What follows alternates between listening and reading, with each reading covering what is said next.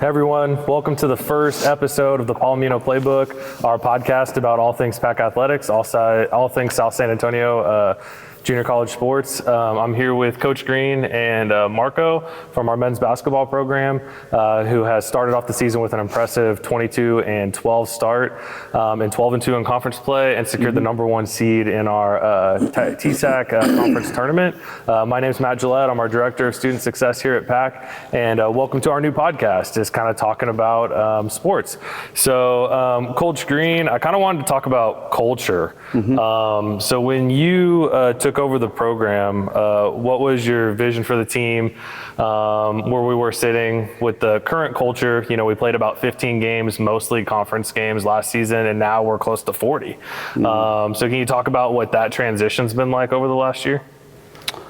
When I came in, it was, I didn't know what to expect. So walking in, I remember, if you remember the meeting we first had, with like 4 or 5 guys that were looking to come back, and I told them everything's going to shift, everything's going to change.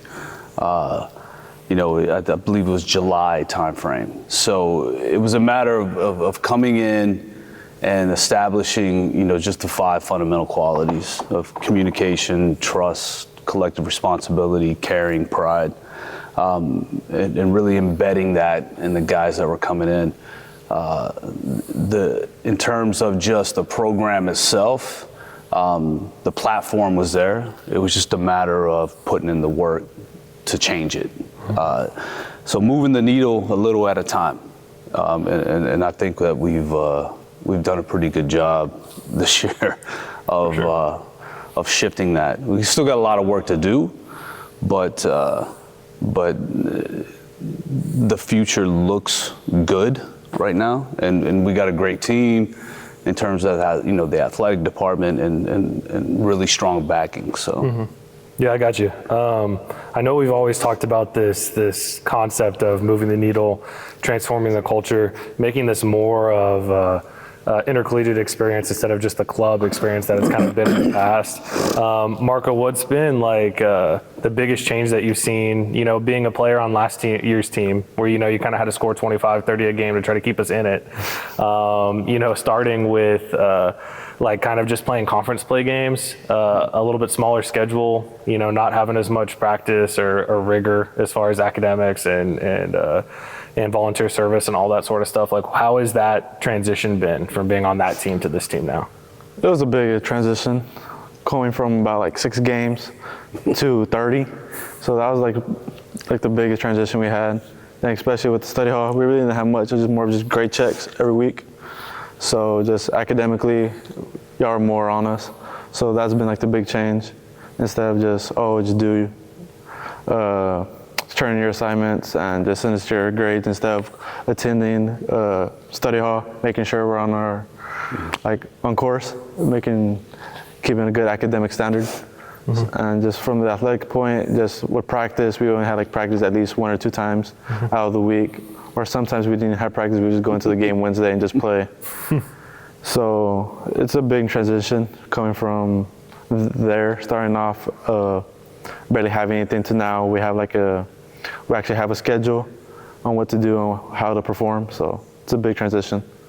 Yeah, gotcha. No, I appreciate that. Coach, kind of just talking about buy-in, like you mentioned, you had a meeting with some of the guys that were coming back. Like how has like Marco and Renee and a couple of the other returners buy-in been? Because it could be kind of tough doing that big transition so fast. So how do you feel like their buy-in's been this year? But I mean, buy-in's been fine. It's really the whole unit buy-in. So that, I think that was the toughest part. But at the end of the day, me and Coach Neff just laid out the groundwork in terms of, hey, you know, this is what we expect. These are our expectations in terms of practice and, you know, and whatever, you know, the development piece. And I think it was just a matter of every day consistency, you know, practicing every day, having consistency in the practice, and then on them understanding that what we're doing, you know, everybody that's been here this year, honestly, it's more of establishing the base of going forward. because now when we bring recruits in over the past 2 months, they see what we're doing. But their buy-in has been great. We had a couple guys that it took a little bit of time to shift that mindset of, okay, I'm just here to play ball for fun and go to class and whatever the case may be. But they've gotten there, and you can tell in game. Guys now they know that they're held accountable in terms of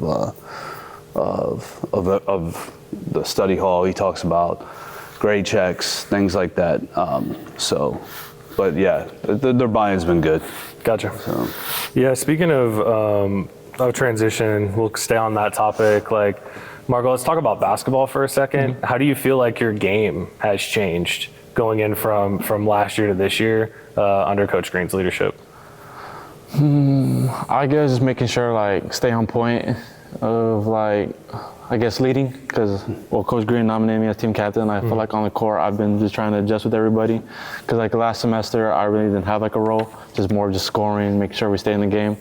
But between this semester now, I would say just make sure everybody's in check. I know I've stacked a little bit, but I've been trying to make sure, keep myself, I guess, how can I say, on point, just keeping everybody in a row. So that's one thing that's developed with me. So just make sure being more of a leader. So, like, every now and then I'll have a conversation with guys over tech, just one-on-one, just making sure, like, not to get in their head. Instead of, like, last year where we just play and I was like, oh, just next game, it won't matter. But this year, since, like, my last year, make sure, like, I want to, like, win all the way. Yeah, gotcha. That consistency, what I talked about, it's kind of like when we go to practice. I mean, allowing that, when you talk about leadership earlier, allowing leadership on the floor, it's kind of like we go to practice. I don't expect, me and Coach Neff, when we come in, we just kind of look and we say, get it going. So there's a consistency there. So with Marco, getting everybody together, for the first 15, 20 minutes of practice, it's more about leadership on the court, me and Neff sitting on the side and allowing the guys to really, develop that team bonding experience on whether it be through warm-ups, whatever the case may be. It just builds team camaraderie, man. So allowing him, all I got to do is look at him and say, Marco, get us started. Yeah. And he gets us started. And same thing with, before games. It's more me and Neff just sit there. They handle what they need to do. Yeah, for sure. So. Yeah, let's talk about that a little more. So, like, we all know, being around basketball for a long time, and I know we've had side conversations about it. The best teams are teams that have some sort of self-leadership, right? Like some where there's players stepping up to help serve that leadership role, and it's not just you and Coach Neff and the athletics department having to, like, enforce that leadership and that culture all the time. How did you kind of establish a way for those players to have some self-leadership and some self-determination that way? Yeah, I think mainly it's more of you kind of establish the ground rules and you let them know what the structure is, and then you allow it to build without interference on the court, because you're going to see leaders come out.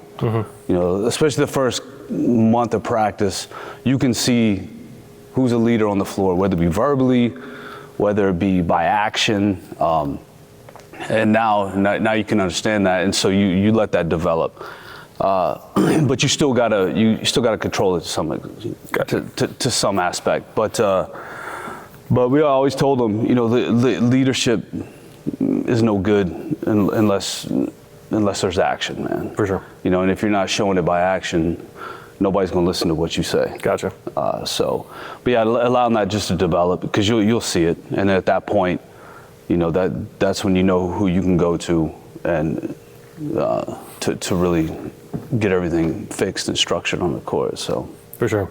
Marco, like me being a part of that last semester, last year, seeing how that team was, the word that kind of sticks out to me this year is kind of like a chemistry.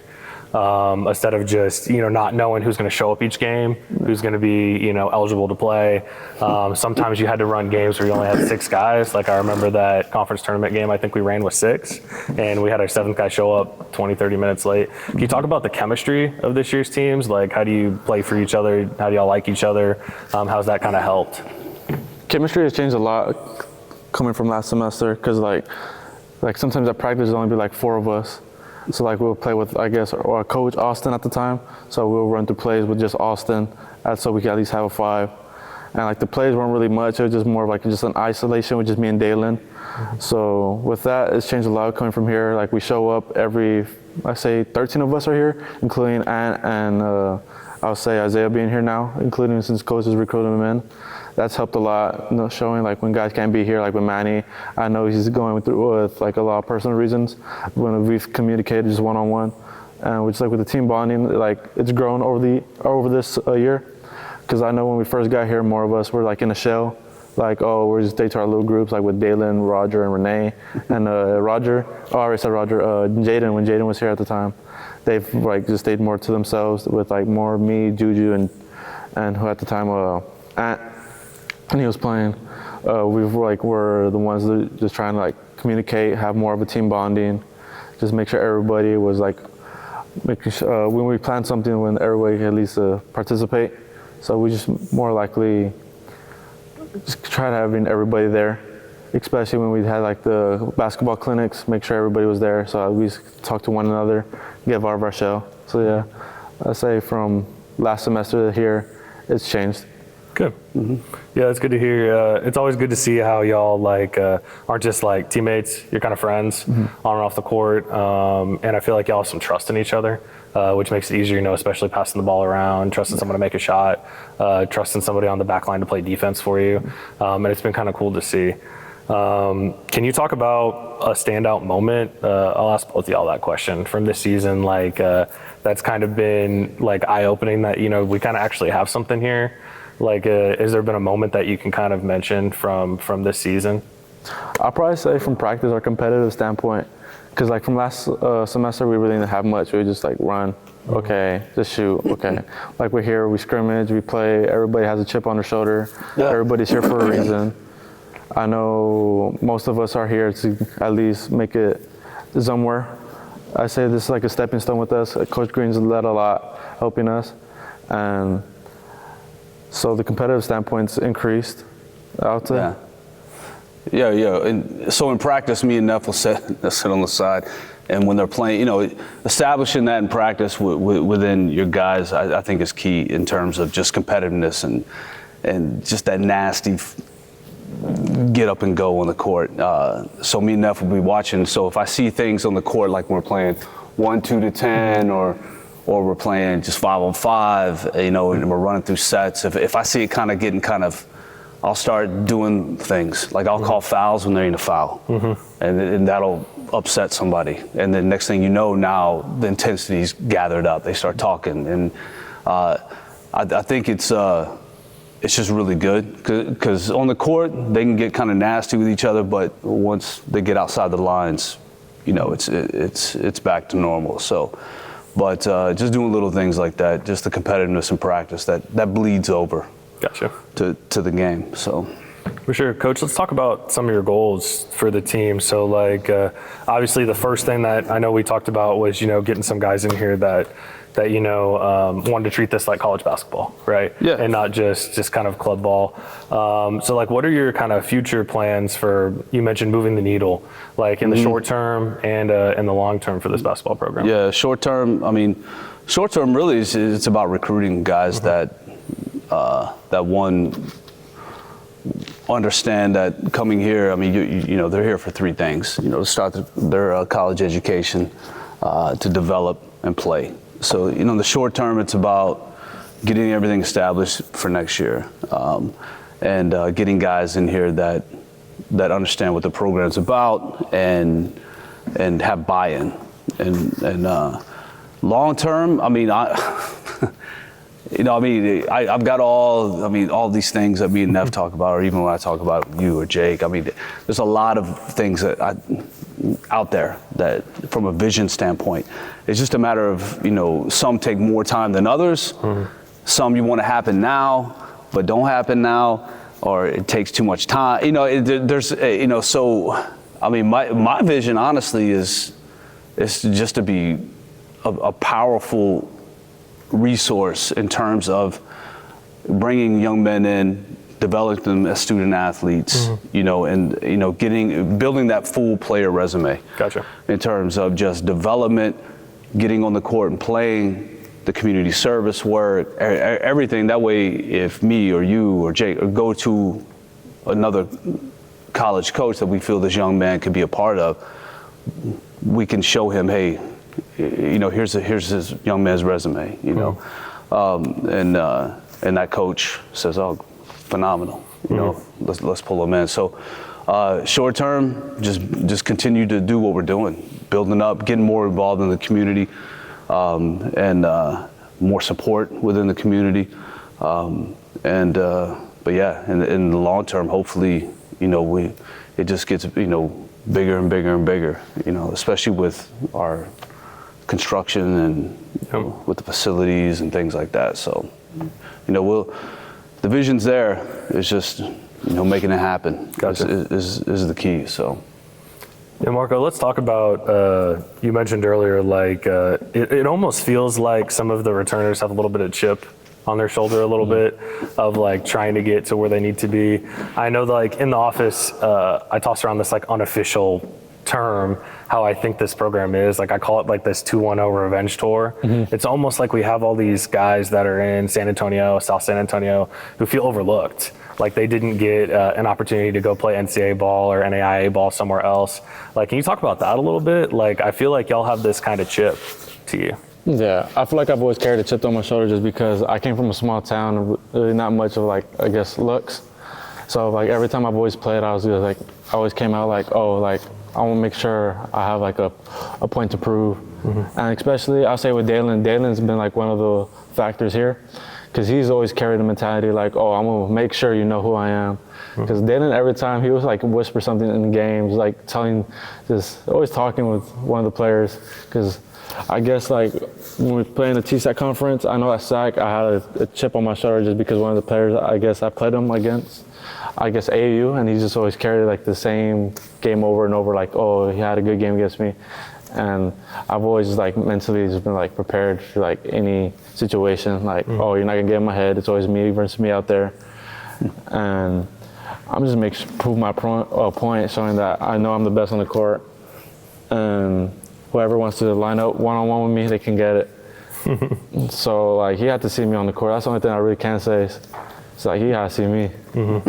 I got you. Yeah, no, and I feel like a lot of the guys have that, which I think is good because it feels like this culture that we're kind of setting, right? It's like humble, but also arrogant might not be the right word, but also tough, right? Yeah. It's like all of you are appreciative of the kind of things that we're doing and the direction that we're going, but as soon as you step foot on the court, like nobody's going to stand your way, right? And I think that's kind of cool to kind of see with this kind of group of guys. I'm going to talk a little bit about like what Coach was talking about, like recruitment, inspiring this like next generation of youth that's going to come into our program. Marco, as a player on the team, what advice would you give to these new recruits that are coming in, or high school juniors and seniors that are thinking about playing at PAC? I've talked to one of the recruits. I've talked to Isaiah mostly. He hasn't been really like out of his shell yet. So like every now and then when we go through like the split shooting, I'll talk to him like, just take this as a stepping stone. Just like work on your game here. This is more of like developing yourself. So with some of the recruits, it's hard to remember by name.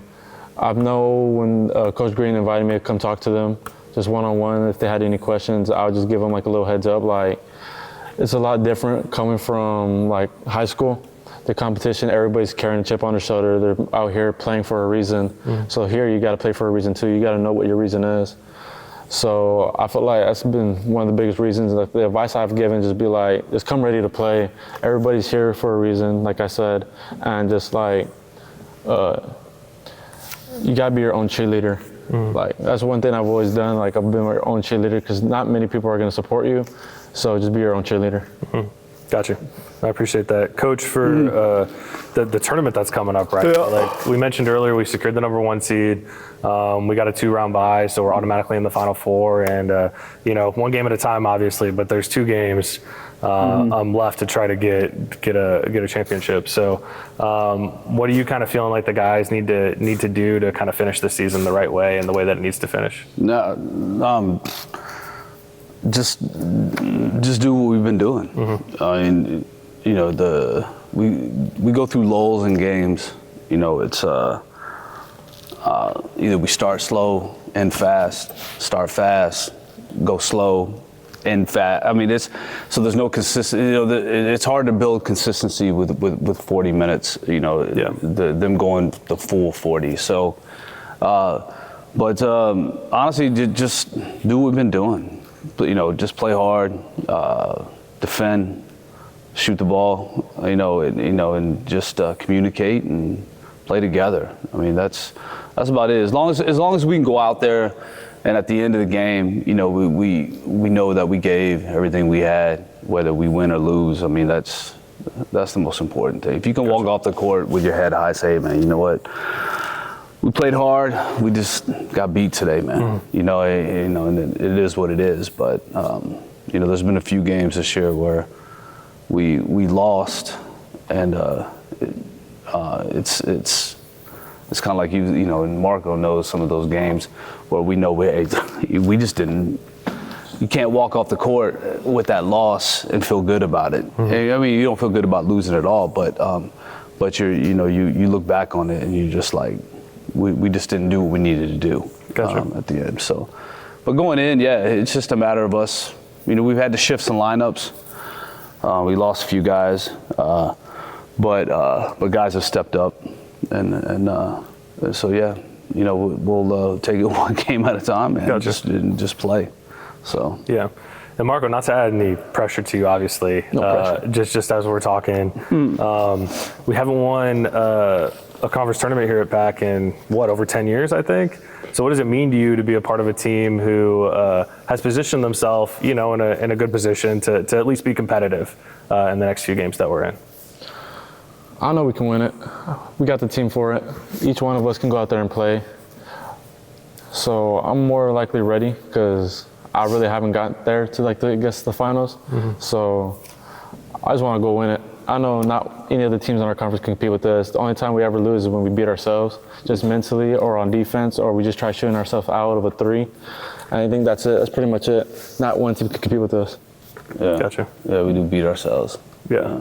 I feel like that's the biggest thing about basketball, right, is I feel like when we lose games, especially like when you get to this level, everyone's going to have a pretty decent team. Everyone's going to be pretty decently coached. The issue is who's going to execute, right? So I appreciate that kind of feedback. Mm-hmm. Coach, just to kind of close it, what do you hope the fans and the community here in South SA take from this team's journey this year? This year, just the growth aspect. I mean, just that we're establishing it, just build that. Hopefully, we build a stronger fan base going into next year. But I think a lot of that it's going to depend on, of course, us getting out there and putting the name out there more. In terms of getting in the community, and things like that. But just that main thing. I mean, the guys that we have worked hard. I mean, they played hard. They bought in to everything that me and Coach Neff have established. It's a matter of, I mean, not everybody did at the beginning, but it took some time. But yeah, that these group of guys that they took a program that honestly was just, I mean, to me it was almost non-existent. And really bought into everything and grew it to where it is now. For sure. And not only that, going in to next year. So they put some good groundwork in, which is good. And it's helping us in recruiting. For sure. And going forward. So. For sure. Yeah, I appreciate both of y'all taking some time to do this. I think it's important for community, for Palo Alto staff, and the San Antonio community as large to kind of see what we're doing here. I agree with y'all. I think that we're on the way to do something special, to do something big, and I think every year is just going to keep getting better.